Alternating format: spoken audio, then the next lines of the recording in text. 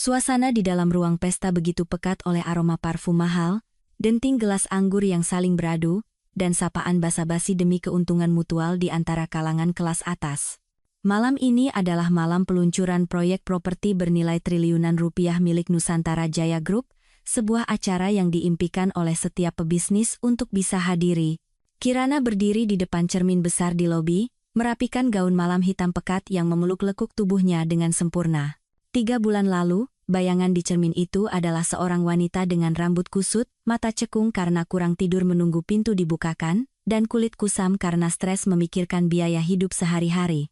Namun, Kirana yang sekarang berdiri di sini dengan aura yang dingin dan tajam, laksana mawar hitam yang mekar kembali dari abu kegagalan rumah tangganya. Namun takdir memang jenaka, atau mungkin dunia ini terlalu sempit. Orang pertama yang Kirana lihat tidak lain adalah mantan suaminya yang baru saja bercerai dengannya, Aditya. Dalam balutan setelan biru navy yang dijahit khusus dan jam tangan Swiss mahal melingkar di pergelangan tangannya, rambutnya yang ditata rapi dengan gel berkilauan memancarkan citra seorang pengusaha muda yang sukses. Berdiri di sampingnya adalah Bella, kekasih mudanya yang selalu ia manjakan bak harta karun, sosok yang menjadi penyebab hancurnya pernikahan 5 tahun Kirana seperti gelembung sabun. Bella mengenakan gaun malam merah menyala dengan belahan dada yang berani, memamerkan kakinya yang jenjang. Tangannya melingkar erat di lengan Aditya seolah takut ada yang merebut. Di lehernya, tergantung kalung berlian berkilauan yang Kirana tebak pasti, membuat Aditya harus berutang tidak sedikit untuk membelinya demi menyenangkan sang kekasih. Melihat mereka berdiri bersama sebagai pasangan yang serasi dan memesona, Kirana merasakan kepahitan yang aneh. Pahit bukan karena masih cinta, melainkan karena menyesali masa mudanya yang ia habiskan untuk berhemat. Bahkan tak berani membeli lipstik yang bagus, hanya demi mendukung pria ini agar bisa mencapai posisinya hari ini. Kirana berniat berjalan melewati mereka seolah-olah orang asing, tetapi tatapan Aditya keburu bertemu dengannya. Awalnya, ia terpana dan sangat terkejut melihat mantan istrinya yang dulu tampak sederhana telah berubah total, namun setelah itu, tatapannya seketika berubah menjadi pandangan meremehkan yang sudah biasa Kirana terima. Aditya melepaskan tangan Bella dan melangkah maju menghalangi jalan Kirana. Sudut bibirnya terangkat membentuk senyum sinis. Ia memandang Kirana dari ujung rambut hingga ujung kaki dengan tatapan menilai, seolah sedang melihat barang obrolan yang dipajang di butik mewah. "Oh, apa aku salah lihat? Bukankah ini Kirana?" Ucap Aditya dengan suara bariton yang dulu pernah membuat Kirana tergila-gila, namun kini terdengar begitu menyebalkan dan dibuat-buat. "Baru 3 bulan kita bercerai, kenapa kau bisa berubah secepat ini? Dan bagaimana kau bisa masuk ke sini? Jangan-jangan kau menyelinap masuk untuk mencari om-om kaya, berharap mengubah nasib, ya?" Kirana menatap lurus ke matanya, wajahnya tidak menunjukkan ekspresi apapun, hanya gelas anggur di tangannya yang sedikit bergetar. Keheningan Kirana tampaknya semakin meyakinkan Aditya akan dugaannya. Bella, yang berdiri di samping, melihat kekasihnya mulai bicara, tak mau kalah. Ia mengangkat tangan menutupi mulutnya sambil terkikik, suaranya manja namun penuh racun. "Sayang, jangan keras-keras, dong. Kasihan, kan? Mungkin Mbak Kirana datang untuk melamar jadi pramusaji atau tukang cuci piring? Wajar kok orang miskin ingin mengubah hidup, kita harus mengerti dia." "Iya. Kan? Mbak Kirana?" Ia melirik Kirana. "Kalau Mbak butuh pekerjaan, perusahaan Papa sedang butuh petugas kebersihan loh. Nanti aku rekomendasikan." Ucapan Bella bagai jarum yang menusuk harga diri, tetapi Kirana hari ini bukanlah wanita lemah yang mudah terluka oleh kata-kata murahan. Kirana menatap Bella dengan tatapan yang begitu tenang, hingga senyum di bibir Bella menjadi kaku. Kirana teringat 3 tahun hidup sebagai ibu rumah tangga di rumah Aditya, harus menahan segala perlakuan mulai dari sindiran ibu mertua hingga perselingkuhan suaminya yang terang-terangan, hanya demi kedamaian palsu. Sekarang, setelah terbebas dari lubang neraka itu, Kirana justru melihat betapa menyedihkan dan menggelikannya orang-orang ini. Melihat Kirana tidak merespons, ego maskulin Aditya tersulut. Ia melangkah mendekat, berbisik dengan suara rendah namun cukup keras untuk didengar orang sekitar. "Kirana, aku peringatkan dengan baik hati. Tempat seperti ini tidak cocok untuk orang sepertimu. Jangan berusaha bergaya seperti orang berkelas padahal isi dompetmu bahkan tidak sampai 10 juta. Pulang dan berkacalah." Kau pikir dengan memakai gaun ini kau bisa jadi angsa? Aslimu itu cuma itik kampung. Kirana tertawa kecil, tawa yang lembut namun sedingin es. Ia meletakkan gelas anggurnya di atas meja, perlahan merapikan tas tangannya yang berhias berlian, lalu mengangkat wajah menatap Aditya, dengan pandangan seseorang dari kelas yang lebih tinggi sedang menyaksikan pertunjukan badut. Anda benar, Tuan Aditya, jawab Kirana dengan suara jernih dan tegas. Tempat seperti ini memang tidak cocok untuk orang yang menilai orang lain hanya dari penampilan luarnya. Mengenai apakah saya ini angsa atau itik kampung, saya khawatir orang dengan mata buta seperti Anda tidak punya kualifikasi untuk menilainya. Ucapan Kirana membuat wajah Aditya memerah karena marah. Ia hendak membuka mulut untuk memaki, tetapi suara riuh dari arah pintu masuk menarik perhatian semua orang. Suara melengking yang familiar hingga membuat bulu kuduk Kirana berdiri, merobek atmosfer mewah pesta itu adalah suara mantan ibu mertuanya, Ibu Marini. Ibu Marini mengenakan kebaya brokat berwarna merah tua yang gemerlapan, dengan kalung emas berat memenuhi leher dan cincin berlian di setiap jarinya. Ia lebih tampak seperti toko emas berjalan daripada seorang sosialita. Ia datang bersama sekelompok teman-temannya, wanita-wanita berdandan menor dan bersuara tak kalah keras, yang selalu menjadi pemeran pendukung dalam drama besarnya. Ketika Ibu Marini melihat Kirana, matanya berbinar tajam. Bukan tatapan senang bertemu kenalan, melainkan tatapan predator yang menemukan mangsa empuk yang tak bisa lari. Ia menerobos kerumunan menuju Kirana dengan kecepatan yang mengejutkan untuk usianya, sambil berteriak tanpa tedeng aling-aling. Astaga, aku tidak salah lihat, kan? Ini kan mantan menantuku tersayang. Ibu Marini menunjuk lurus ke wajah Kirana dengan jari yang berhias cincin berlian besar. Suaranya melengking tinggi, perempuan tidak berguna ini, 3 tahun numpang makan dan tidur di rumah suami, begitu diusir langsung sibuk cari mangsa baru, ya? Baru juga cerai, sudah muncul di sini, tidak punya malu, ucapannya seperti bom yang meledak di tengah ruang pesta. Para tamu di sekitar mulai berhenti berbincang dan menoleh ke arah mereka dengan tatapan penasaran sekaligus menghakimi. Kirana berdiri di sana, merasakan setiap pasang mata menusuknya seperti anak panah beracun. Selama 3 tahun menikah, Kirana sudah terbiasa dengan kata-kata jahat ini. Ia pernah dimaki sebagai pohon mandul hanya karena belum punya anak, padahal penyebab sebenarnya adalah Aditya yang lebih sering pulang pagi dalam keadaan mabuk. Ia pernah dicap benalu yang hanya menggerogoti suami, padahal Kirana harus bekerja keras membawa pekerjaan ke rumah hingga larut malam untuk menutupi biaya rumah tangga, sementara anak laki-lakinya menghabiskan uang untuk wanita lain.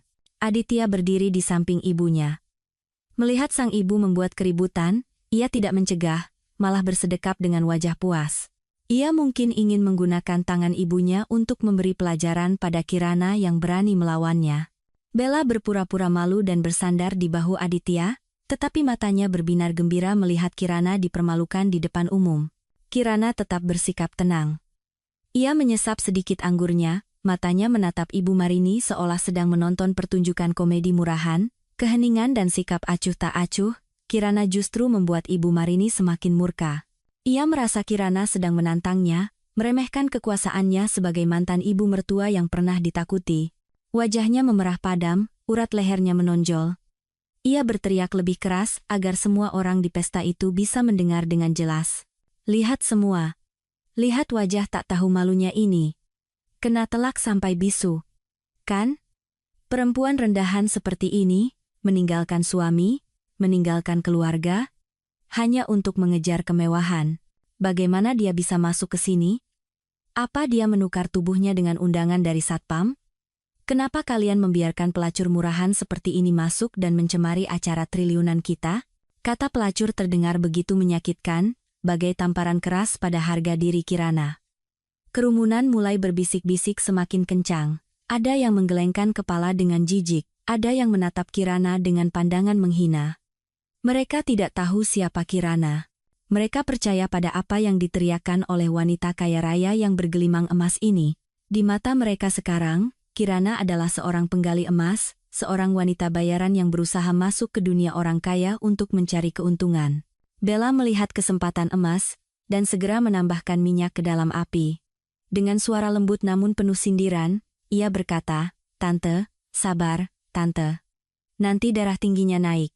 Mungkin Mbak Kirana benar-benar sedang kesulitan ekonomi sampai melakukan hal seperti ini. Bagaimanapun juga, kita kan pernah jadi keluarga. Tante jangan sampai mengusirnya sampai dia tidak punya jalan keluar. Kasihanilah dia, Tante. Mendengar ucapan Bella, Ibu Marini semakin menjadi-jadi. Ia menoleh pada Bella dengan tatapan sayang, lalu kembali menatap Kirana dengan wajah garang. Lihat si Bella ini, baik hati dan pengertian, tidak seperti perempuan macam kau. Aku beritahu kau, ya. Jangan harap bisa cari untung di sini. Perempuan sepertimu bahkan tidak pantas untuk mengelap sepatu orang-orang di sini. Akhirnya, Aditya melangkah maju. Ia mengeluarkan segepok uang 100 ribuan dari sakunya, yang nilainya mungkin puluhan juta rupiah. Ia melemparkan gepokan uang itu ke kaki Kirana. Lembaran uang kertas berwarna merah itu beterbangan dan jatuh di lantai marmer yang dingin. Tindakannya membuat seisi ruangan terkesiap kaget. Aditya menatap Kirana dengan tatapan seorang dermawan. Sudahlah, mengingat hubungan 3 tahun kita, kalau kau memang sangat kekurangan, ambil uang ini, lalu pergilah dari sini. Jangan membuatku malu lagi, anggap saja ini sedekah terakhir dariku untukmu. Kirana menatap uang yang berserakan di bawah kakinya, lalu mengangkat wajah menatap 3 orang yang berdiri di hadapannya, mantan suami yang tidak setia, ibu mertua yang bermulut tajam, dan kekasih baru yang tak tahu malu. Mereka pikir uang bisa membeli segalanya, bisa menginjak-injak harga diri orang lain, tapi mereka salah. Kirana hari ini bukan lagi Kirana yang kemarin. Perlahan, Kirana membungkuk, bukan untuk memungut uang, melainkan untuk merapikan tali pengikat sepatu hak tingginya. Kemudian, ia berdiri tegak, menatap lurus ke mata Ibu Marini, dan tersenyum dengan anehnya. Senyum yang cerah. Tante benar, ucap Kirana pelan. Suasana di sini memang tercemar. Tapi bukan karena saya. Melainkan karena bau uang kotor dan bau busuk moralitas dari keluarga Tante. Ibu Marini tertegun, matanya melotot, tangannya gemetar menunjuk wajah Kirana, hendak menerjangnya. Tiba-tiba, suara riuh lain terdengar dari arah pintu masuk, menarik perhatian semua orang. Aura kekuasaan yang jauh lebih superior memasuki ruangan, membuat semua orang terdiam, kerumunan terbelah menjadi 2, seolah air yang memberi jalan. Seorang pria parubaya berjalan masuk. Ia mengenakan setelan berwarna arang yang dijahit dengan sangat rapi, setiap jahitannya menunjukkan ketelitian dan kelas yang tinggi. Rambutnya yang mulai memutih disisir rapi, memancarkan kepribadian seseorang yang terbiasa berada di puncak kekuasaan. Itu adalah Bapak Baskoro Wijoyo, pemilik Nusantara Jaya Group, penguasa ekonomi kota ini. Aditya dan Ibu Marini, yang beberapa saat lalu masih begitu angkuh menghina Kirana, seketika mengubah sikap mereka secepat membalik telapak tangan. Ibu Marini buru-buru merapikan kebayanya, wajahnya yang tadi merah padam, karena marah kini berubah menjadi ekspresi menjilat yang menyedihkan. Aditya dengan cepat mengancingkan jasnya, sedikit mendorong Bella ke belakang seolah ingin menyembunyikan sesuatu yang kotor, lalu memasang senyum memohon, siap menyambut dewa keberuntungan yang ia impikan. Pak Baskoro berjalan perlahan, matanya yang tajam seperti elang menyapu kerumunan tanpa berhenti pada siapapun.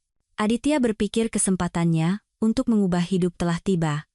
Ia menarik napas dalam-dalam, mengumpulkan keberanian, dan melangkah maju 1 langkah, mengulurkan tangannya yang gemetar. Selamat malam, Pak Baskoro. Saya Aditya, manajer dari perusahaan, suaranya bergetar dan penuh hormat. Namun, tangannya dibiarkan menggantung di udara, sendirian dan memalukan. Pak Baskoro berjalan melewatinya seolah ia adalah udara, tak terlihat dan tak pantas diberi perhatian. Senyum di wajah Aditya membeku, lalu berubah menjadi seringai yang menyedihkan. Pak Baskoro berjalan lurus ke arah Kirana, yang berdiri di tengah lingkaran hinaan dengan uang berserakan di kakinya.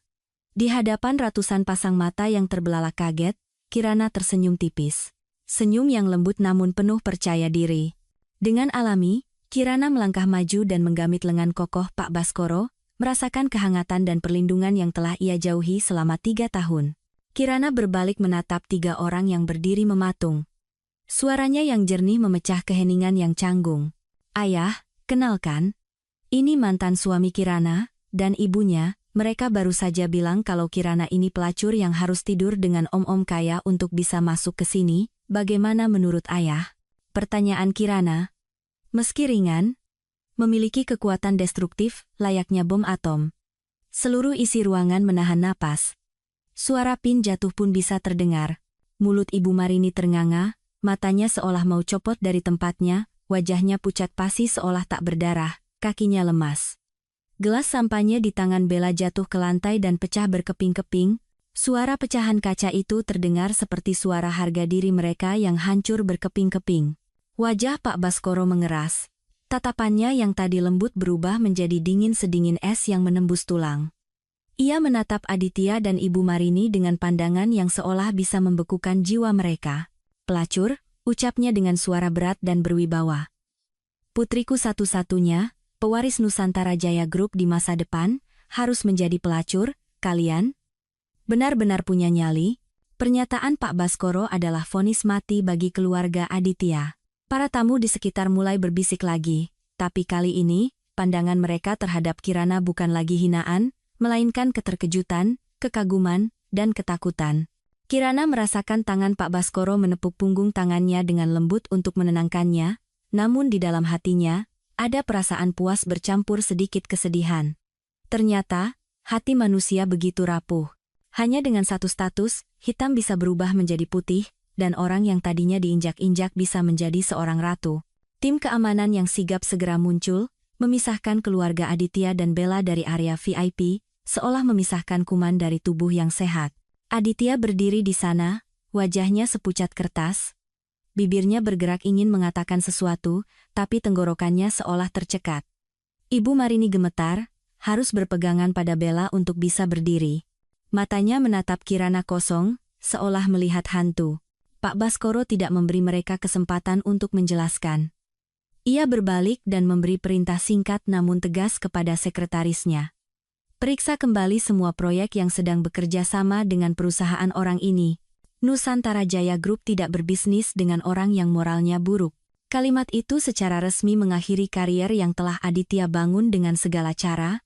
Kirana menatap punggung mereka yang digiring keluar dari ruang pesta dengan penuh rasa malu. Kirana tidak merasa kasihan sedikit pun. Kirana teringat 3 tahun lalu, saat ia memutuskan meninggalkan semua kemewahan untuk mengenakan pakaian sederhana dan hidup seperti gadis miskin. Itu bukan lelucon, melainkan sebuah pertaruhan antara Kirana dan ayahnya. Ayahnya berkata bahwa pria di dunia ini lebih mementingkan keuntungan daripada cinta. Sementara Kirana, dengan hatinya yang naif, percaya pada cinta sejati yang tidak ternoda oleh bau uang. Ia memilih Aditya, pemuda yang tampak sederhana, dan pekerja keras. Kirana percaya, asalkan ia tulus mendampinginya melewati masa-masa sulit, mereka akan melihat pelangi suatu saat nanti. Tapi Kirana salah. 3 tahun pernikahan menyadarkannya bahwa apa yang ia sebut ketulusan, di mata mereka adalah kebodohan dan kemudahan untuk dimanfaatkan. Kenangan paling menyakitkan kembali terlintas, suatu siang 3 bulan lalu. Saat itu, Kirana menemukan kalung mutiara hitam, satu-satunya kenang-kenangan dari almarhumah ibunya, telah hilang tanpa jejak. Itu adalah benda paling berharga dalam hidupnya, yang ia simpan baik-baik di dasar lemari, berniat memberikannya pada putrinya kelak. Ketika Kirana mendesak, Aditya mengaku tanpa rasa bersalah telah menggadaikannya untuk modal usaha. Namun, kebenaran yang lebih kejam adalah uang itu ia gunakan untuk membelikan tas Hermes untuk ulang tahun Bella. Detik itu, hati Kirana hancur. Bukan karena kehilangan benda berharga, tapi karena ia sadar, di mata suaminya, kenang-kenangan sakral dari istrinya bahkan lebih tidak berharga dari sebuah barang mewah untuk menyenangkan selingkuhannya. Itu adalah tetes terakhir yang membuat gelas kesabarannya tumpah. Saat itulah Kirana mengakui bahwa ia kalah dalam pertaruhan dengan ayahnya. Ia kalah, tetapi ia mendapatkan kebebasannya kembali. Kirana menoleh pada ayahnya. Mata sang ayah memancarkan belas kasih dan cinta yang tak terhingga. Ia tahu Kirana sedang terluka-luka pendewasaan yang harus dibayar dengan kepercayaan. Ayo pulang nak. Permainan sudah berakhir, ucapnya lembut. Kirana mengangguk, menggenggam erat tangan ayahnya. Ya, permainan Cinderella telah usai, sekarang saatnya bagi Kirana untuk kembali menjadi dirinya sendiri. Dan orang-orang yang pernah menginjak-injak harga dirinya, harus membayar harga yang setimpal untuk keserakahan dan ketidaksetiaan mereka. Mobil limusin mewah melaju mulus di jalanan Jakarta malam itu, meninggalkan gemerlap lampu pesta di belakang. Kirana kembali ke penthouse di lantai 45 yang telah disiapkan ayahnya sejak awal, namun ia tolak demi tinggal di sebuah rumah kontrakan sempit bersama Aditya. Ruangan yang luas, perabotan mewah, dan aroma lavender dari diffuser membuatnya merasa familiar sekaligus asing. Berdiri di depan jendela kaca dari lantai ke langit-langit, memandang kota yang berkilauan di bawah kakinya, Kirana bertanya pada dirinya sendiri, untuk apa ia hidup selama 3 tahun terakhir ini. Ponsel di atas meja bergetar hebat, membuyarkan lamunannya. Nomor tak dikenal, tapi instingnya tahu siapa itu. Kirana ragu sejenak, lalu mengangkatnya. Suara Aditya yang familiar terdengar, tapi tanpa keangkuhan seperti tadi sore, hanya ada tuduhan tak tahu malu. Kirana, kau hebat sekali. Kau menipuku selama 3 tahun ini.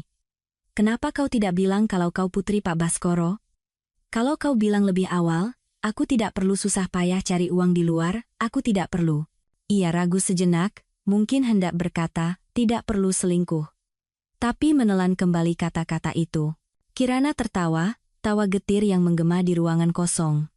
Sampai sekarang, ketika kebenaran terungkap, Aditya masih tidak merasa bersalah atas pengkhianatannya. Di otaknya, Kirana yang menyembunyikan statusnya adalah kesalahan terbesar, kesalahan yang membuatnya kehilangan kesempatan hidup sebagai raja. Kalau aku bilang lebih awal, balas Kirana dingin, bagaimana aku bisa tahu bahwa kau adalah tipe pria yang tega menjual kenang-kenangan istri demi membiayai selingkuhan? Aditya, jangan salahkan keadaan atau keheninganku, sifat aslimu adalah serakah dan lemah. Siapapun aku, kau akan tetap mengkhianatiku. Kirana, jangan bicara seperti itu. Bagaimanapun kita pernah jadi suami istri. Tolong bilang pada ayahmu, jangan batalkan kontrak dengan perusahaanku. Kau tahu itu adalah hasil kerja kerasku seumur hidup. Suara Aditya mulai memohon, bercampur kepanikan. Kerja keras? Kerja keras yang dibangun di atas kebohongan dan ketidaksetiaan? Potong Kirana dengan suara tajam. Sebaiknya kau ingat, kita sudah bercerai. Aku tidak punya kewajiban untuk menolongmu, dan tidak punya alasan untuk melindungi orang yang pernah menginjak-injakku. Mulai sekarang, jangan telepon nomor ini lagi. Kirana menutup telepon dengan tegas dan memblokir nomornya. Perasaan lega menyelimuti tubuhnya. Ia telah memotong tuntas benalu yang bernama masa lalu. Keesokan paginya, Kirana bangun lebih awal, merias wajah dengan profesional, dan mengenakan setelan kerja yang elegan. Hari ini adalah hari pertamanya secara resmi menjabat sebagai Wakil Direktur Utama Nusantara Jaya Group. Memasuki ruang rapat, melihat tatapan hormat dari para staf senior, Kirana tahu ia harus lebih kuat dari sebelumnya. Misi pertama yang ia tetapkan untuk dirinya sendiri adalah memeriksa ulang seluruh proyek properti mewah di Jakarta, terutama paket pengadaan material konstruksinya. Ia membolak-balik dokumen, jarinya berhenti pada nama sebuah perusahaan baja, perusahaan keluarga Bella. Sudut bibir Kirana sedikit terangkat. Dunia ini memang lebih sempit dari yang ia kira. Mereka ingin bermain bisnis? Baiklah, Kirana akan mengajari mereka betapa kejamnya pasar yang sesungguhnya. Seminggu setelah pesta yang menjadi titik balik hidupnya, Kirana mulai tenggelam dalam kesibukan seorang eksekutif. Ia mendedikasikan dirinya pada angka, rencana strategis, mencoba mengisi kekosongan hatinya dengan pekerjaan. Namun, orang yang tak tahu diri itu masih belum menyerah. Sekitar jam 10 pagi, sekretarisnya yang masih muda mengetuk pintu dengan canggung. Ibu Wakil Direktur. Ada seorang wanita parubaya yang mengaku sebagai mantan ibu mertua ibu, sedang membuat keributan di lobi. Katanya mau mengantarkan makanan. Pihak keamanan sudah melarangnya, tapi ia terus menangis dan meratap. Kirana memijat pelipisnya. Ibu Marini. Wanita yang pernah mengusirnya dari rumah di tengah malam hujan tanpa membawa apa-apa, kini datang mengantar makanan ke kantornya. Sungguh ironis, Kirana membuka monitor CCTV yang terhubung ke lobi. Ibu Marini sedang memegang rantang plastik, di dalamnya ada opor ayam dan lontong, makanan yang selalu ia pamerkan setiap kali ada acara syukuran tapi tak pernah sekalipun ia bagi untuk Kirana. Ia memegang tangan resepsionis, air matanya bercucuran, memainkan peran sebagai ibu mertua sederhana yang merindukan menantunya. Mbak, tolonglah, pertemukan saya dengan Kirana. Suami istri kan biasa bertengkar? bukan berarti putus selamanya. Saya kasihan lihat dia kurusan, jadi saya bawakan opor kesukaannya, biar ibu dan anak bisa makan bersama. Marah ya marah, tapi kan tetap sayang, ratapnya. Melihat adegan itu, Kirana tidak merasa terharu, hanya merasa jijik. Sayangnya Ibu Marini sudah cukup ia rasakan. Sayang itu adalah tatapan sinis saat ia tak sengaja memecahkan piring. Sayang itu adalah sindiran pedas saat ia pulang terlambat. Sayang itu adalah keheningan tanda persetujuan saat anaknya berselingkuh. Sekarang, setelah tahu Kirana adalah putri seorang konglomerat, ia memainkan drama kasih sayang ini. Tujuannya jelas, agar Kirana melunak pada perusahaan Aditya. Kirana mengangkat telepon interkom. Suara dinginnya terdengar. Di mana petugas keamanan? Usir dia keluar. Jika terus membuat keributan, panggil polisi, dan sampaikan padanya. Saya tidak makan ayam, apalagi ayam dari orang bermuka dua. Melalui layar, Kirana melihat petugas keamanan mendekat. Awalnya Ibu Marini hendak berpura-pura pingsan dan berguling-guling di lantai, tetapi begitu mendengar kata polisi, ia langsung bangkit, merapikan bajunya, dan berjalan keluar sambil mengomel dan mengutuk. Pada saat yang sama, di layar komputer Kirana, muncul laporan dari Departemen Keuangan, bank-bank mulai mengirimkan surat penyitaan aset perusahaan Aditya. Kabar pembatalan kontrak dari Nusantara Jaya Group menyebar cepat, membuat mitra bisnis lainnya ikut menarik investasi mereka. Lilitan utang mulai mencekik mereka perlahan, dan drama yang sesungguhnya baru saja dimulai. Kirana bersandar di kursinya, menatap langit kelabu di luar jendela. Ia bertanya pada dirinya sendiri, ketika seseorang sudah terpojok, seberapa buruk sifat asli mereka bisa terungkap. Malam amal itu diadakan di sebuah hotel mewah di tepi danau buatan, dengan semilir angin sepoi-sepoi. Cahaya lampu temaram terpancar dari jendela-jendela kaca besar, menciptakan pemandangan gemerlap yang terasa jauh dari hiruk-pikuk dunia luar. Kirana melangkah masuk ke dalam ruangan, disambut aroma bunga lili putih, bunga kesukaan almarhumah ibunya, namun juga bunga yang membawa kenangan pahit tentang perpisahan. Hari ini Kirana datang bukan hanya sebagai wakil direktur utama Nusantara Jaya Group, tetapi sebagai seorang anak yang datang untuk merebut kembali harta karunnya yang dicuri.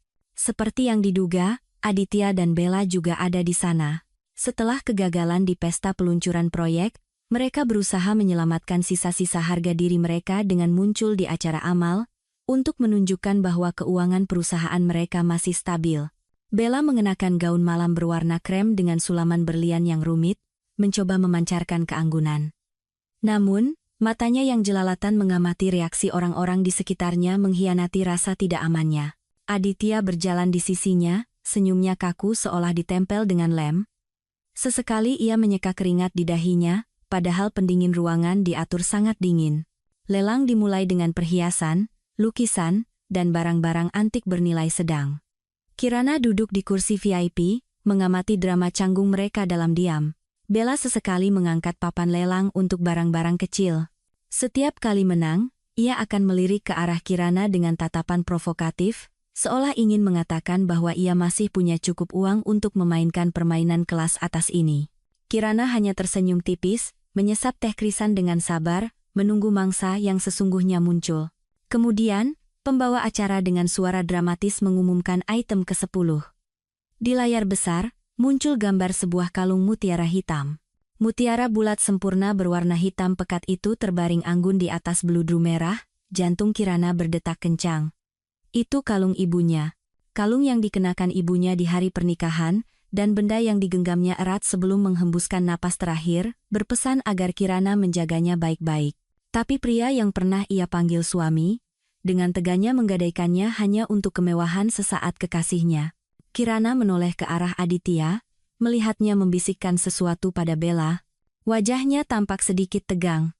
Mungkin ia mengenali benda itu, atau mungkin ia takut Kirana akan membuat keributan.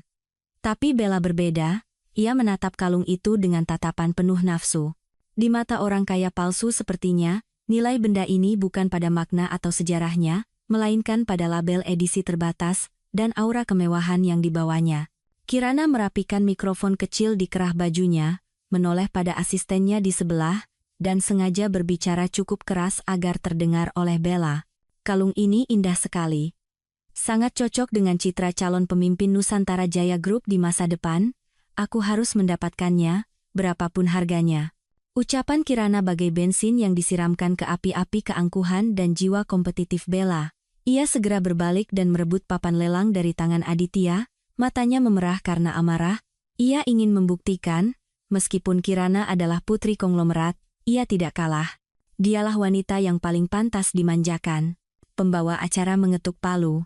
Harga pembukaan untuk kalung mutiara hitam langka ini adalah 500 miliar rupiah, silakan ajukan penawaran Anda. Ruangan menjadi sunyi.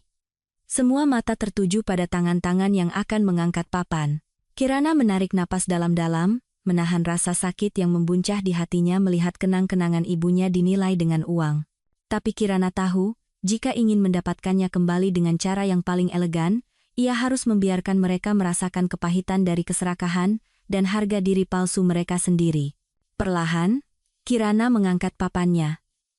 Suaranya yang datar namun mantap terdengar di tengah keheningan.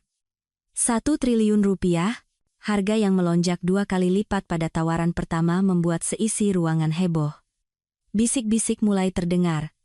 Bella, yang duduk di seberang, wajahnya menegang karena marah. Ia tidak menyangka Kirana akan bermain seagresif ini. Aditya di sebelahnya buru-buru menarik lengan Bella, berbisik melarangnya. Tapi Bella, yang kini dibutakan oleh rasa iri, menepis tangan Aditya. Ia mengangkat papannya tinggi-tinggi, suaranya melengking penuh tantangan. 1,5 triliun. Kirana tidak menoleh padanya, hanya tersenyum tipis. Senyum yang begitu dingin hingga membuat asisten di sebelahnya merinding. Kirana mengangkat papannya lagi. 2 triliun. Persaingan memanas. Penawar lain sudah lama mundur. Panggung kini menjadi milik dua wanita yang bertarung tanpa mau mengalah. Bella, didorong oleh hasrat untuk menang, terus menaikkan harga. Ia terlihat menelepon seseorang, mungkin untuk menggalang dana darurat atau memaksa Aditya mentransfer uang. Lalu meneriakkan harga dengan wajah seorang pemenang setiap kali melihat Kirana terdiam beberapa detik. 5 triliun rupiah, teriak Bella dengan suara parau karena gembira. Ia menoleh pada Kirana dengan tatapan superior, berpikir angka ini cukup untuk membuat Kirana mundur. Kirana melirik Aditya, melihatnya memegangi kepalanya dengan putus asa, ponsel di mejanya terus bergetar, tapi ia tak berani mengangkatnya. Ia pasti tahu betapa buruknya kondisi keuangannya, tapi tak cukup berani untuk menghentikan kegilaan kekasihnya. Kirana merasa kasihan pada pria lemah yang membiarkan nafsu dan gengsi menuntunnya ke jurang. Perlahan, Kirana bangkit berdiri. Ia merapikan setelannya, menatap lurus ke mata Bella, dan mengumumkan dengan jelas, 50 triliun rupiah. Angka 50 triliun itu jatuh di tengah ruangan seperti pemberat 1000 ton, menghancurkan semua kebisingan. Suasana menjadi hening total hingga detak jantung orang-orang bisa terdengar. Pembawa acara sampai ternganga, lupa akan tugasnya. Aditya merosot di kursinya, wajahnya pucat pasi. Bella berdiri membeku, wajahnya berubah dari merah menjadi hijau, lalu pucat. 50 triliun untuk seuntai kalung mutiara, sekalipun langka, adalah angka yang gila. Tetapi pada saat itu, keheningan Kirana dan tatapan penonton yang menunggu memicu keangkuhan Bella yang sakit. Ia berpikir Kirana sedang menggertak. Ia tidak mau kalah dari mantan istri kampungan yang pernah ia hina. Dalam momen di mana gengsi menguasai akal sehatnya, Bella mengangkat papannya untuk terakhir kali, suaranya lirih, tapi masih berusaha terdengar kuat. 51 triliun, seluruh ruangan menahan napas, menunggu reaksi Kirana. Semua orang berpikir Kirana akan menaikkan harga lagi, karena semua tahu betapa kayanya Nusantara Jaya Group, tapi Kirana hanya tersenyum. Senyum lega, seolah baru saja melepaskan beban berat. Perlahan, ia meletakkan papannya di atas meja, menoleh pada Bella dengan tatapan penuh simpati. "Selamat, Nona Bella," ucap Kirana dengan suara lembut namun menggema ke seluruh ruangan. Seorang yang berkelas tidak akan merebut sesuatu yang disukai orang lain. "Saya serahkan barang ini untuk Anda." Palu pembawa acara mendarat di meja kayu. Tok. Suaranya terdengar kering, seperti suara penutup peti mati yang mengubur masa depan Bella dan Aditya. 51 triliun rupiah, terjual. Selamat kepada Nona ini yang telah menjadi pemilik kalung mutiara hitam. Tepuk tangan membahana, tapi bagi Bella saat ini, Itu mungkin suara paling menakutkan di dunia. Ia berdiri di sana, tangannya masih memegang papan lelang, tapi seluruh tubuhnya gemetar. Senyum kemenangan beberapa saat lalu telah lenyap, digantikan oleh kepanikan luar biasa saat menyadari kebodohan yang baru saja ia lakukan.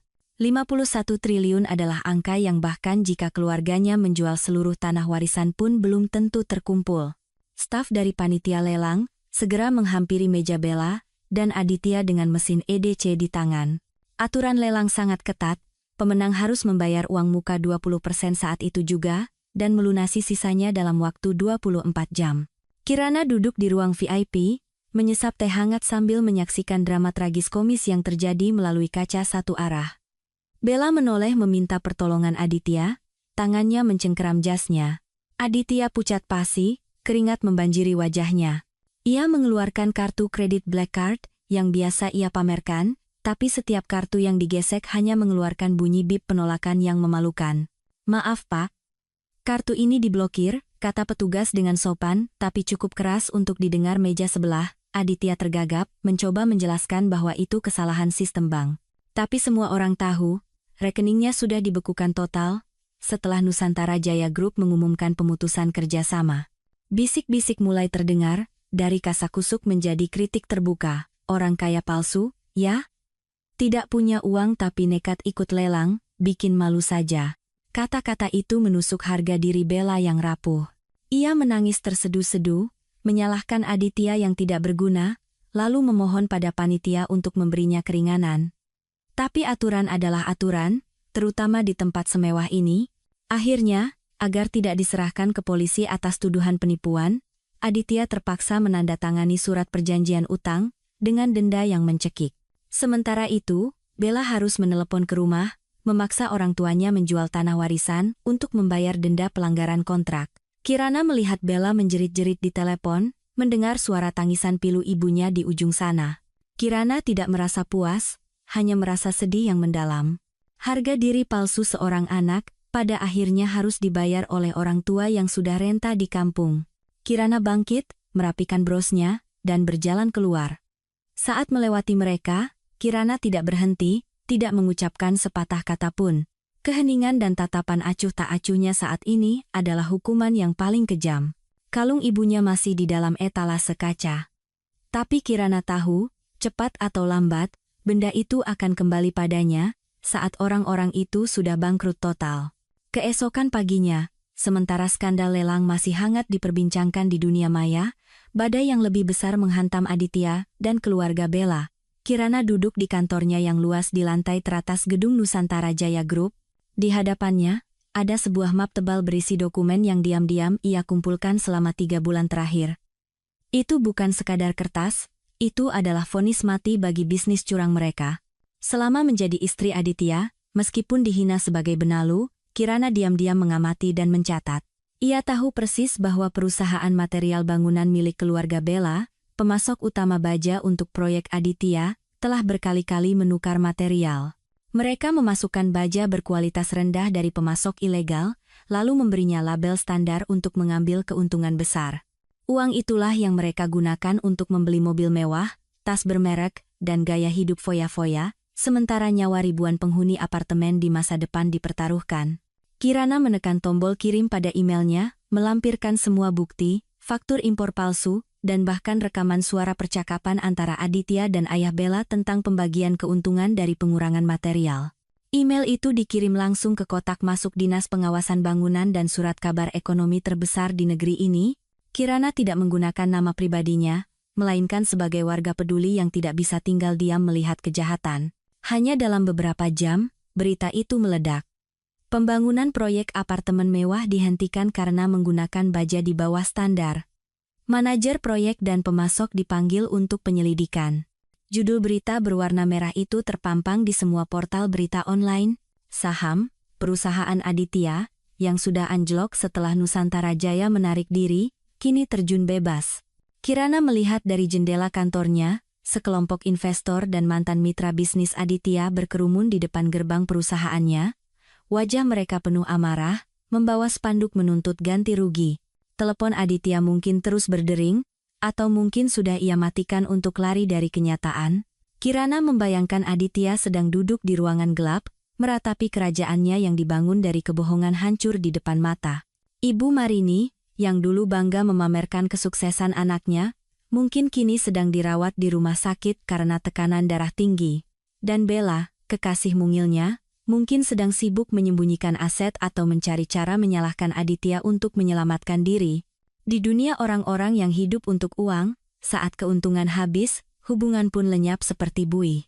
Kirana memutar pena di tangannya, hatinya terasa tenang. Ia tidak merasa kejam. Ia hanya merasa sedang menjalankan tugas langit, membantu masyarakat membersihkan tumor ganas. Aditya dan Bella telah memilih jalan kekayaan yang tidak halal, maka sekarang mereka harus menerima harga mahal yang dikirimkan oleh takdir. Kantor Kirana dipenuhi aroma kopi segar, sebuah ruang yang tenang dan mewah, kontras dengan kekacauan yang terjadi di perusahaan Aditya. Pagi ini, Kirana menerima email dari alamat yang tidak dikenal. Subjeknya hanya 2 kata, kebenaran. Pengirimnya adalah seorang akuntan lama Aditya, yang pernah dipecat secara tidak adil untuk memberi jalan bagi kerabat Bella. Terlampir di email itu adalah sebuah klip video yang direkam secara diam-diam. Di dalam video, kantor manajer Aditya berantakan seperti medan perang. Tumpukan dokumen berserakan, dan teriakan-teriakan melengking terdengar. Aditya, dengan rambut acak-acakan dan mata merah, menunjuk-nunjuk wajah Bella. Kau bilang kau anak juragan kayu dari Sumatera, punya aset ratusan miliar, kan? Raung Aditya. Kenapa sekarang saat aku butuh uang untuk menolong perusahaan, yang kau punya cuma buku tabungan kosong, kau menipuku? Beraninya kau menipuku. Bella berdiri terpojok, wajahnya lebam dan riasannya luntur oleh air mata. Ia tidak lagi memiliki keanggunan seperti di acara lelang. Aku tidak pernah bilang keluargaku kaya raya. Kau saja yang lihat aku pakai barang bermerek, lalu berasumsi sendiri dan memanjakanku. Sekarang kau bangkrut dan malah menyalahkanku? Pria brengsek, plak. Suara tamparan terdengar begitu keras di video. Aditya menjambak rambut Bella, dengan kasar, hingga ia tersungkur. 2 orang yang pernah bersumpah saling mencintai, yang pernah bersama-sama menertawakan penderitaan Kirana, kini saling menyerang seperti binatang buas yang terluka dan terpojok. Ternyata, apa yang mereka sebut cinta sejati begitu rapuh.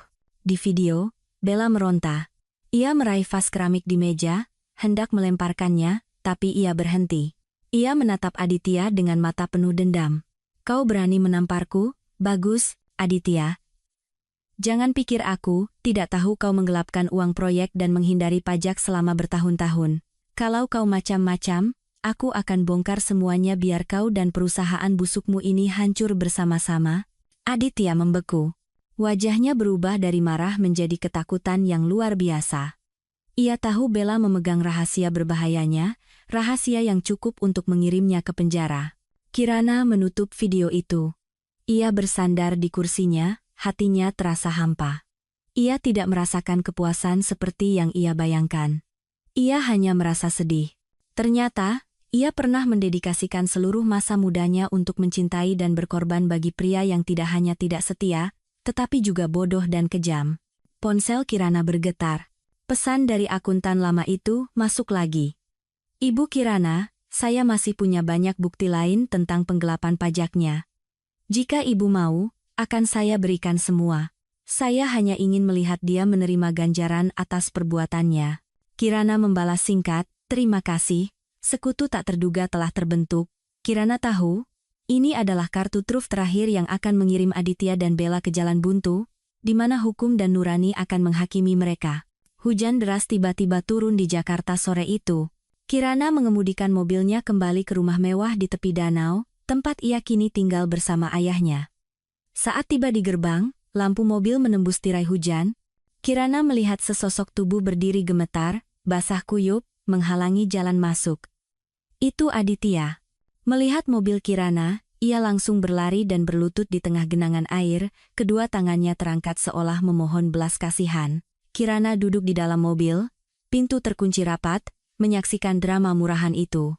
Jika ini adalah Kirana 3 tahun lalu, ia pasti akan berlari keluar membawakannya payung. Tapi Kirana yang sekarang hanya merasa geli.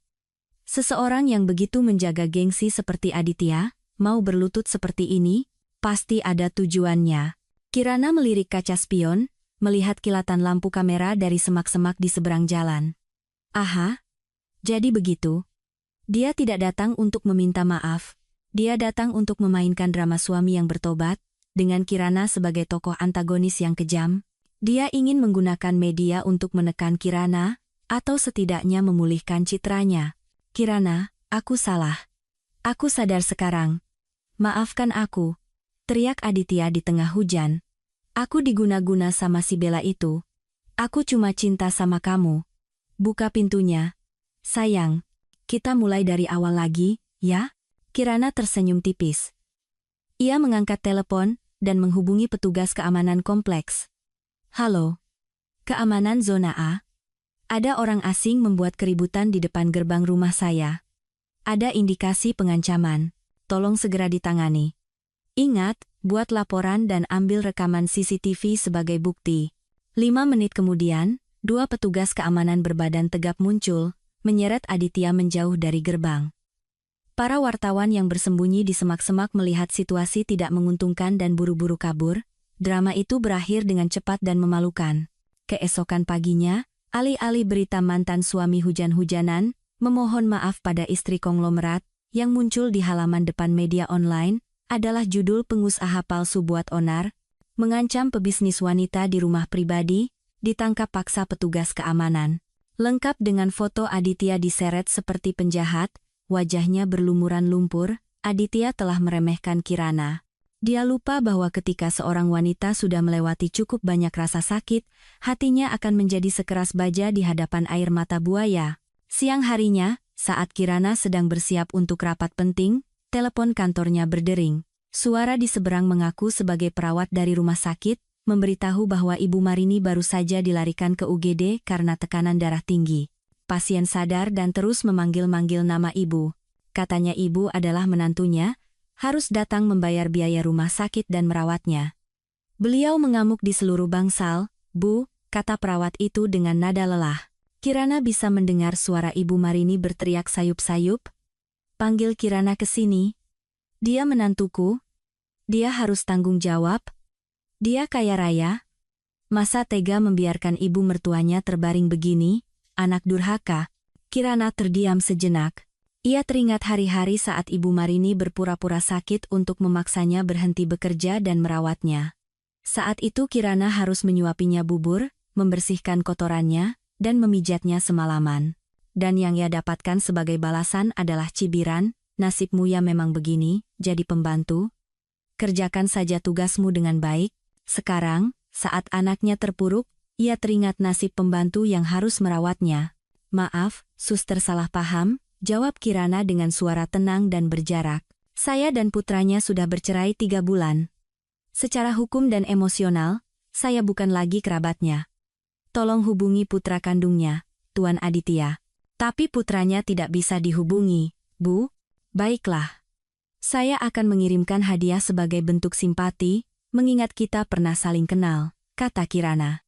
Ia menutup telepon, lalu menghubungi asistennya. 1 jam kemudian, di kamar rawat Ibu Marini, seorang kurir mengantarkan karangan bunga lili putih yang besar, bunga yang biasa digunakan untuk ucapan duka. Terselip di tengah karangan bunga itu bukanlah amplop berisi uang, melainkan sebuah map tebal. Di dalamnya ada salinan rincian semua pengeluaran yang pernah Kirana bayarkan selama 3 tahun pernikahan, biaya hidup, biaya pengobatan, hadiah untuk kerabat yang totalnya mencapai ratusan juta rupiah. Bersama dengan itu, ada sebuah kartu yang ditulis tangan oleh Kirana. Ibu Marini, selama 3 tahun, saya telah melunasi semua budi dan kasih sayang sebagai menantu dengan uang. Ini adalah tagihannya, simpanlah sebagai kenang-kenangan. Mulai sekarang, hidup dan mati ibu tergantung pada karma ibu sendiri. Jangan sebut nama saya lagi. Asisten Kirana melaporkan bahwa setelah Ibu Marini membacanya, wajahnya pucat pasi, tangannya gemetar merobek kartu itu, lalu ia kejang-kejang dan harus ditangani darurat oleh tim medis. Kirana mendengar berita itu tanpa terkejut. Bagi sebagian orang, kebaikan hati orang lain hanyalah alat untuk dimanfaatkan.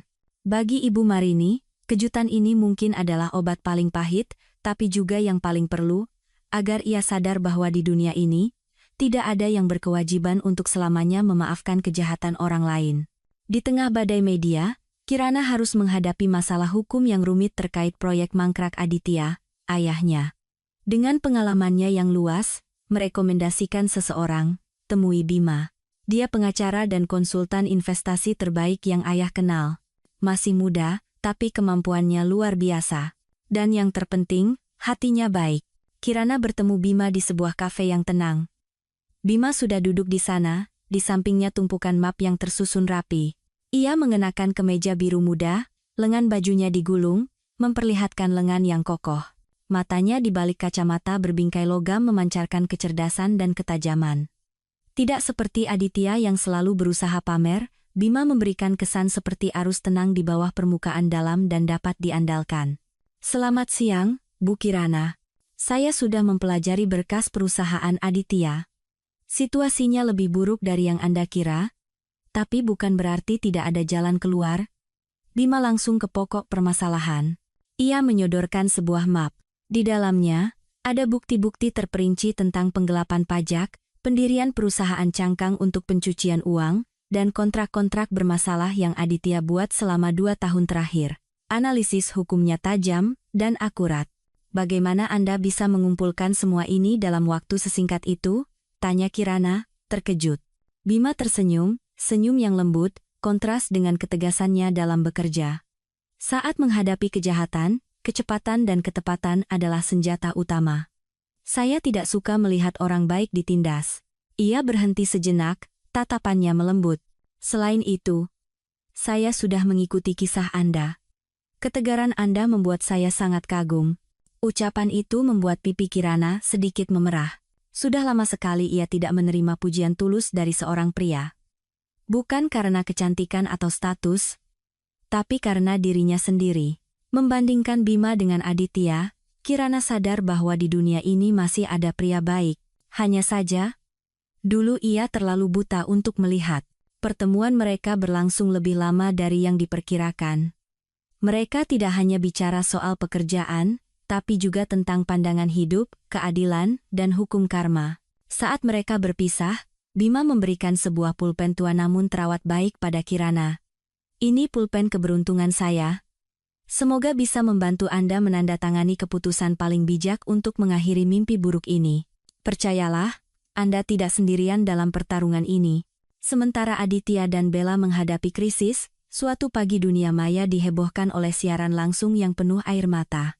Bella, wanita yang beberapa hari lalu dengan angkuh menawar kalung 51 triliun, kini muncul di layar ponsel dengan wajah pucat tanpa riasan, mata bengkak, dan pakaian sederhana. Ia duduk di sebuah kamar kontrakan sempit dengan dinding yang catnya mengelupas, dan mulai menceritakan ketidakadilan yang ia terima. Semuanya. Tolong bantu saya. Isaknya. Saya hanya gadis kampung yang datang merantau ke Jakarta. Saya tulus mencintai Mas Aditya. Tidak tahu kalau dia sudah punya istri. Ketika saya tahu, saya mau putus, tapi Ibu Kirana. Dia menggunakan kekuasaannya sebagai anak konglomerat untuk menekan kami sampai tidak punya jalan. Dia membayar semua mitra bisnis untuk membatalkan kontrak, membuat perusahaan Mas Aditya bangkrut. Dia juga menjebak saya di acara lelang, memaksa saya membeli kalung itu sampai saya terlilit utang.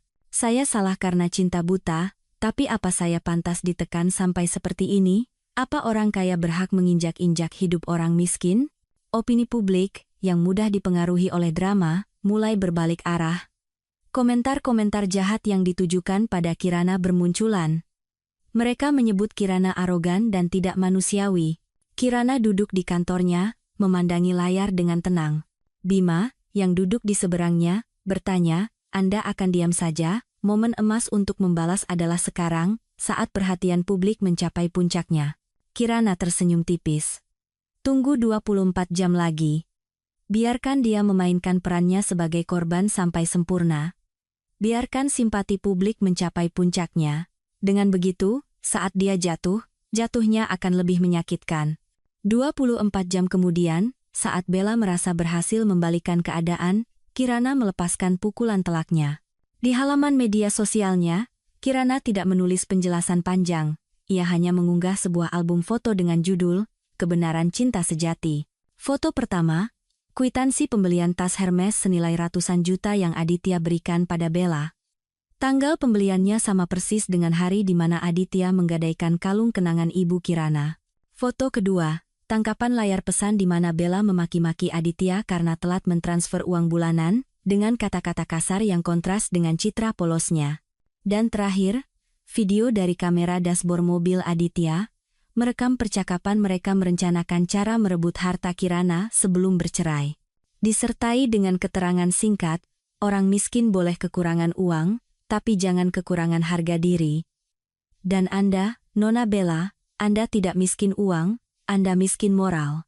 Bukti-bukti telak itu menyebar seperti air dingin yang disiramkan ke wajah para hakim online. Arus angin berbalik arah dengan cepat. Kemarahan publik kini menghantam Bella dengan kekuatan ribuan kali lipat. Orang-orang yang tadinya bersimpati, kini merasa tertipu. Toko kosmetik online milik Bella diserbu warganet dengan rating bintang 1 hingga akunnya ditangguhkan. Alamat kontrakan yang ia perlihatkan di siaran langsungnya dilacak, lalu dilempari telur busuk. Bella panik, mengunci semua akun media sosialnya dan bersembunyi seperti tikus, tapi tragedinya belum berakhir. Terdesak karena utang lelang dan diboikot oleh publik hingga tak punya penghasilan, ia menjadi gila. Ia mendatangi kantor Aditya, satu-satunya tempat yang ia pikir masih bisa ia jadikan sandaran. Di lobi perusahaan yang kini kosong melompong, Bella menyerbu masuk seperti badai, ia melihat Aditya sedang berkemas di ruangannya. Bella meraih asbak dan melemparkannya ke pintu kaca, praang. Suara kaca pecah disusul jeritan histeris Bella. Bajingan! Kembalikan uangku. Kau janji akan menjadikanku ratu. Kan? Sekarang kau biarkan aku dilempari telur busuk. Kembalikan uangku. Aditya mundur ketakutan. Bella menerjang, mencakar, dan merobek ke mejanya, sambil terus memaki. Dua orang yang pernah bersumpah cinta, kini mempertontonkan adegan anjing berkelahi di depan sisa-sisa petugas keamanan. Akhirnya, Aditya tak tahan lagi. Ia berteriak memanggil keamanan dan polisi. Saat polisi memborgol Bella atas tuduhan perusakan dan penganiayaan, ia masih terus menjerit, mengutuk Aditya, dan Kirana tanpa henti. Kirana menyaksikan video kejadian itu yang dikirim oleh si akuntan. Hatinya tidak merasa puas sedikit pun. Ia melihat di mata Bella yang kalap, ada keputusasaan total dari seseorang yang mempertaruhkan hidupnya pada kecantikan dan tipu muslihat, lalu kehilangan segalanya. Dia pantas disalahkan, tapi juga menyedihkan. Setelah insiden itu, reputasi Aditya terkubur selamanya. Tapi mimpi buruk yang sesungguhnya baru saja dimulai. Para rentenir yang pernah ia datangi untuk menyelamatkan perusahaannya mulai kehilangan kesabaran. Mereka tidak peduli alasan. Mereka hanya mau uang mereka kembali. Rumah yang Aditya sewa disiram cat merah dengan tulisan bayar atau mati. Teror telepon datang silih berganti. Ia terpaksa menjual mobil mewahnya dengan harga sangat murah. Ibu Marini juga tak luput. Untuk menyelamatkan anaknya dari ancaman para preman, ia harus menjual rumah pusaka di kampung, satu-satunya harga diri keluarga yang tersisa. Kini, ibu dan anak itu tinggal di sebuah kamar kontrakan kecil dan pengap di gang sempit yang kumuh. Setiap malam, Aditya mabuk dan menyalahkan ibunya karena telah mendukungnya menceraikan istri kayanya. Suara makian dan tangisan mereka terdengar setiap malam. Kirana mendengar kabar itu dari seorang penyelidik swasta. Ia bertanya-tanya, di malam-malam gelap itu, apakah mereka pernah teringat pada kehangatan keluarga yang pernah ada? Mungkin tidak. Keserakahan telah menggerogoti nurani mereka. Jalan buntu melahirkan kejahatan. Ketika tidak ada lagi yang tersisa, Aditya melakukan hal paling gila. Ia memutuskan untuk menemui ayah Kirana, Pak Baskoro, dengan harapan bisa memerasnya. Aditya muncul di kantor pusat Nusantara Jaya Group, dengan penampilan yang menyedihkan, ia dibawa ke ruang direktur utama.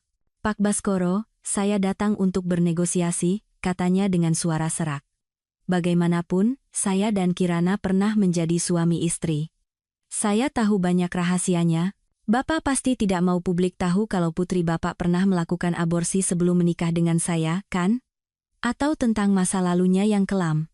Beri saya 100 miliar, dan saya akan membawa rahasia ini ke liang lahat. Kirana, yang bersembunyi di ruang istirahat yang terhubung dengan kantor ayahnya, mendengarkan setiap kebohongan itu. Darahnya mendidih. Ia tidak pernah hamil. Ia masih perawan saat menikah dengan Aditya, Pria ini menggunakan kesuciannya untuk menutupi utang judinya. Tapi ayahnya tetap tenang. Anda baru saja melakukan tindak pidana pemerasan dan pencemaran nama baik, Tuan Aditya, katanya sambil meletakkan sebuah alat perekam suara yang sedang menyala di atas meja. Rekaman ini akan langsung dikirim ke polisi. Saya sudah menunggu Anda melakukan ini. Wajah Aditya pucat pasi. Ia sadar telah masuk perangkap. Ia hendak merebut alat perekam itu, tapi dua petugas keamanan bertubuh besar sudah meringkusnya. Menyaksikan Aditya diseret keluar sambil meronta-ronta, Kirana berjalan keluar. Pria itu tidak hanya miskin harta, tapi juga miskin akal dan moral. Drama pemerasan ini adalah akhir dari kebebasan terakhirnya. Keesokan harinya, pengadilan secara resmi menyatakan perusahaan Aditya Pilot, seluruh asetnya disita. Kirana menyaksikan dari seberang jalan. Ibu Marini menangis meraung-raung saat petugas menyita barang-barang dari kantor yang juga menjadi tempat tinggal sementara mereka. Aditya berdiri bersandar di tiang listrik, matanya kosong. Saat itu, matanya tanpa sengaja menatap layar iklan raksasa di gedung seberang. Iklan itu menampilkan Kirana, berdiri di samping ayahnya, menggunting pita peresmian proyek baru Nusantara Jaya Group, senyumnya cerah, penuh percaya diri, dan berkuasa. Kontras yang begitu kejam itu menghancurkan sisa-sisa kewarasan Aditya. Ia tertawa histeris, lalu berjalan terhuyung-huyung pergi, meninggalkan ibunya yang masih menangis di trotoar. Kirana tahu, ketika binatang buas sudah terpojok, ia akan melakukan satu gigitan terakhir yang paling beracun. Setelah hari itu, Aditya menghilang. Kirana merasa tidak tenang. Ternyata, Aditya bersembunyi di sudut tergelap kota, merencanakan balas dendam. Ia menemui seorang preman jalanan yang pernah ia kenal. Aku tidak datang untuk pinjam uang, kata Aditya, sambil meletakkan foto Kirana di meja. Aku mau kau membantuku melakukan sesuatu yang besar. Culik dia. Paksa dia mentransfer semua asetnya. Setelah dapat uang tebusan dari bapak tuanya, kita kabur ke Malaysia dan mulai hidup baru. Rayuan uang membuat mata sang preman menjadi gelap. Rencana jahat pun disusun. Sementara itu, Bima, dengan insting tajam seorang pengacara kriminal, terus merasa khawatir. Ia memperingatkan Kirana untuk selalu waspada, bahkan memberinya sebuah bros berbentuk bunga kamelia. Pakai ini terus. Anggap saja jimat dari saya. Di dalamnya ada chip GPS. Jangan dilepas. Kirana tersenyum, menganggapnya berlebihan, tanpa tahu bahwa benda kecil itu akan menjadi satu-satunya penyelamat hidupnya. Malam itu, hujan turun sangat deras. Setelah sebuah acara perayaan, Kirana menolak tawaran Bima untuk mengantarnya pulang. Di jalanan sepi di tepi danau, tiba-tiba sebuah truk tua muncul dan menghalangi jalan. Beberapa pria berpenutup wajah keluar, memukuli sopir Kirana hingga pingsan, lalu menyeret Kirana keluar dari mobil. Diam. Kalau mau hidup, ikuti perintah kami. Suara serak yang familiar itu terdengar di telinganya. Itu Aditya. Matanya yang penuh dendam membuktikan segalanya. Mereka mengikat tangan Kirana dan mendorongnya ke bagian belakang truk yang pengap. Dalam kegelapan dan ketakutan, Kirana teringat pesan Bima. Ia teringat bros bunga kamelia di dadanya. Saat para penculik lengah, Kirana menekan sebuah tombol darurat tersembunyi di bros itu dengan dagunya. Sebuah sinyal bantuan tanpa suara terkirim kepada pria yang paling ia percayai. Truk itu berhenti di sebuah gudang tua di pinggir kota. Aditya membuka penutup wajahnya, senyumnya gila. Lihat, Kirana, kalau saja kau mau memberiku uang dari awal, kita tidak perlu bertemu dalam situasi seperti ini. Kau sudah gila, Aditya. Kau akan membusuk di penjara, aku sudah kehilangan segalanya karena kau. Raungnya. Aku tidak takut apa-apa lagi. Sekarang, tanda tangani ini. Ia melemparkan setumpuk dokumen transfer aset dan surat permintaan tebusan. Kau salah, Aditya, balas Kirana dengan suara setenang mungkin, bukan aku yang memojokkanmu. Keserakahanmu sendiri yang membunuhmu, kau punya kesempatan jadi orang baik, tapi kau memilih jadi binatang. Kata-kata Kirana menyulut amarah Aditya. Ia menerjang Kirana, menodongkan pisau ke lehernya. Pada saat genting itu, Kirana tidak menutup mata pasrah, melainkan mendengarkan suara sirene polisi yang semakin mendekat. Cahaya dari puluhan mobil polisi menerangi gudang itu. Kalian sudah dikepung, letakkan senjata. Para preman lainnya langsung menyerah, tapi Aditya tidak. Ia menarik Kirana, menjadikannya tameng manusia. Siapa yang mendekat? Dia mati. Aku mati, perempuan ini juga harus mati. Aditya, berhenti. Suara Bima terdengar.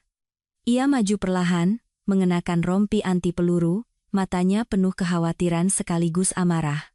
Melihat Bima, kecemburuan dan kebencian Aditya semakin menjadi-jadi. Doh! Pada saat Aditya lengah, sebutir peluru dari seorang penembak jitu menembus bahu kanannya. Pisaunya jatuh. Bima langsung menerjang, menjatuhkan Aditya dan memeluk Kirana untuk melindunginya. Tim khusus meringkus Aditya dan komplotannya. Dalam pelukan Bima yang gemetar, Kirana mendengar teriakan dan kutukan Aditya saat ia diseret pergi. Suara itu perlahan menjauh. Di hadapannya, hanya ada wajah Bima yang cemas. Tidak apa-apa, ada aku di sini. Kau sudah aman. Kirana ingin mengucapkan terima kasih, tapi kegelapan keburu merenggut kesadarannya. Kirana terbangun di ruang perawatan VIP rumah sakit. Ayahnya duduk di samping tempat tidur, menggenggam tangannya erat. Beberapa hari kemudian, setelah pulih, Kirana memberikan kesaksian di kantor polisi. Ia melihat Aditya lagi dari balik kaca ruang interogasi. Hanya dalam beberapa hari, rambutnya memutih, wajahnya tirus, matanya kosong. Polisi memberitahu Kirana bahwa Aditya mengakui semua kejahatannya. Dengan tumpukan dakwaan, ia terancam hukuman penjara seumur hidup, atau bahkan hukuman mati. Di luar ruang interogasi, Kirana melihat pemandangan yang lebih menyedihkan. Ibu Marini berlutut di depan gerbang sel, menangis memohon untuk bertemu putranya. Tapi Aditya menolak bertemu siapapun, termasuk ibunya. Mungkin sisa nuraninya merasa malu. Kirana berbalik dan pergi. Hatinya tidak lagi merasakan dendam. Keadilan telah ditegakkan, orang jahat telah menerima ganjarannya, tapi luka di hatinya, dan kehancuran sebuah keluarga adalah harga yang terlalu mahal. Badai belum sepenuhnya reda. Berita mengejutkan lain muncul, menutup babak akhir dari orang-orang yang pernah ada dalam hidup Kirana. Bella, yang pernah bermimpi menjadi ratu, ditangkap dalam penggerebekan narkoba di sebuah apartemen kumuh. Setelah bangkrut dan diboikot, ia tidak bertobat. Sifat foya-foya dan keserakahannya mendorongnya ke jalan kejahatan. Berita malam menayangkan gambar Bella di borgol, wajahnya pucat dan kuyu. Keluarga di kampungnya hancur. Ayahnya terkena stroke, ibunya menangis hingga penglihatannya kabur. Kirana mematikan TV. Dua orang yang pernah menyakitinya paling dalam, kini telah menuai hasil yang paling tragis. Satu terpenjara karena kejahatan, satu lagi terpenjara karena keserakahan. Mereka menggali kuburan masa depan mereka sendiri. Kirana tidak merasa senang, hanya merasa lega. Bayangan masa lalu akhirnya benar-benar memudar. Setelah rentetan kejadian itu, Kirana merasa perlu menenangkan diri. Ia mengambil cuti panjang dan pergi ke sebuah desa kecil yang tenang di daerah puncak, yang diselimuti kabut sepanjang tahun, dan teman perjalanannya tak lain adalah Bima. Ia mengambil cuti dari firma hukumnya untuk menemani Kirana, sebagai seorang teman. Mereka tidak banyak bicara. Mereka hanya melakukan kegiatan-kegiatan sederhana. Pagi hari, mereka berjalan-jalan di tengah kebun teh, menghirup udara segar. Siang hari, Bima mengajar anak-anak desa membaca, sementara Kirana membantu para ibu memasak. Melihat senyum tulus anak-anak dan kehangatan penduduk desa, hati Kirana perlahan pulih. Luka di hatinya seolah dibasuh oleh mata air yang sejuk. Suatu malam, mereka duduk di depan api unggun. Kirana, kata Bima lembut. Lihat, betapa damainya hidup di sini. Kadang kita terlalu sibuk mengejar kemewahan, sampai lupa bahwa kebahagiaan sejati ada pada hal-hal paling sederhana. Kirana mengangguk. Dulu aku pikir, aku harus kaya dan berkuasa agar tidak ada yang bisa menyakitiku. Tapi sekarang aku sadar, kedamaian hati adalah harta yang paling berharga. Terima kasih, Bima. Terima kasih sudah selalu ada di sisiku. Bima tersenyum. Ia tidak menuntut status, tidak terburu-buru menyatakan perasaan. Ia hanya diam-diam menggunakan ketulusannya untuk menghangatkan hati Kirana yang pernah membeku. Kirana kembali ke Jakarta dengan semangat baru. Ia sadar, balas dendam terbaik bukanlah dengan melihat musuh hancur, melainkan dengan menjalani hidup yang lebih cemerlang dan bermakna. Ia mengajukan sebuah proyek pembangunan rumah susun sederhana dan terjangkau untuk para buruh. Meskipun keuntungannya sangat kecil, Kirana berjuang meyakinkan dewan direksi, kita sudah mendapat banyak keuntungan dari orang kaya. Sekarang saatnya Nusantara Jaya Group memberikan nilai yang berkelanjutan bagi masyarakat. Proyek itu disetujui. Kirana mendedikasikan seluruh waktunya. Ia tak segan turun langsung ke lokasi proyek yang berdebu, mengenakan helm pengaman, makan siang bersama para pekerja, dan mendengarkan aspirasi mereka. Suatu sore, saat berhenti di lampu merah, mata Kirana menangkap sosok yang familiar sedang memulung di tumpukan sampah di pinggir jalan. Wanita tua kurus itu mengenakan pakaian lusuh dan topi caping yang usang. Meski wajahnya legam dan penuh keriput, Kirana langsung mengenalinya. Itu adalah Ibu Marini. Setelah putranya dipenjara dan rumahnya disita, ia kini hidup sebagai pemulung. Melihatnya berebut botol plastik dengan pemulung lain, lalu diusir, hati Kirana merasakan emosi yang campur aduk. Ada sedikit iba, tapi tidak ada keinginan untuk menolong. Lampu hijau menyala, Kirana menginjak gas, mobilnya melaju melewati wanita tua itu. Dari kaca spion, Kirana melihat Ibu Marini menatap mobil mewahnya dengan pandangan kosong, mungkin ia bahkan tidak mengenalinya. Matahari terbenam di lokasi proyek, mewarnai langit dengan jingga keemasan. Kirana berdiri di atap gedung yang baru selesai dibangun. Bima muncul di sisinya, mereka berdiri dalam diam, memandangi kerlip lampu kota di kejauhan. Tiba-tiba, Bima menoleh. Ia mengeluarkan sebuah kotak kayu kecil. Di dalamnya, ada sebuah cincin perak berdesain sederhana dengan sebuah batu biru kecil. Kirana, katanya dengan suara lembut, aku tidak berjanji akan memberikanmu seluruh dunia, atau menjadikanmu ratu yang hidup dalam kemewahan. Tapi aku berjanji, mulai sekarang, setiap kali kau lelah, akan selalu ada bahu untukmu bersandar. Aku berjanji tidak akan membiarkanmu menghadapi badai kehidupan sendirian lagi. Ia meraih tangan Kirana, tangan yang kini sedikit kasar karena pekerjaan, dan perlahan memasangkan cincin itu di jari manisnya. Menikahlah denganku. Biarkan aku menjagamu. Tidak ada mawar, tidak ada lilin, hanya ada angin, debu proyek, dan ketulusan dari pria di hadapannya. Tapi bagi Kirana, ini adalah lamaran paling romantis di dunia. Ia mengangguk, air mata kebahagiaan mengalir di pipinya. Pernikahan mereka diadakan secara sederhana di taman kecil rumah keluarga. Ayahnya menyerahkan tangan Kirana pada Bima dengan mata berkaca-kaca. Melihat Bima yang sibuk menyapa para tamu namun selalu menyempatkan diri menoleh dan tersenyum padanya, hati Kirana dipenuhi rasa syukur. Terima kasih pada kesalahan dan kegagalan masa lalu, yang telah membentuknya menjadi Kirana yang lebih kuat, yang lebih menghargai masa kini. Setelah menikah, mereka kembali berlibur ke desa di puncak itu selama beberapa hari, berdiri di balkon di pagi hari, menghirup udara yang murni. Kirana teringat pada Aditya, Bella, dan Ibu Marini. Nama-nama yang pernah menjadi mimpi buruknya, kini hanyalah kenangan samar, seperti debu yang tersapu hujan. Ia tidak lagi membenci mereka, ia juga tidak lagi menyalahkan dirinya sendiri yang dulu naif. Hidup terus berjalan. Tapi Kirana tahu, ia tidak akan jatuh lagi.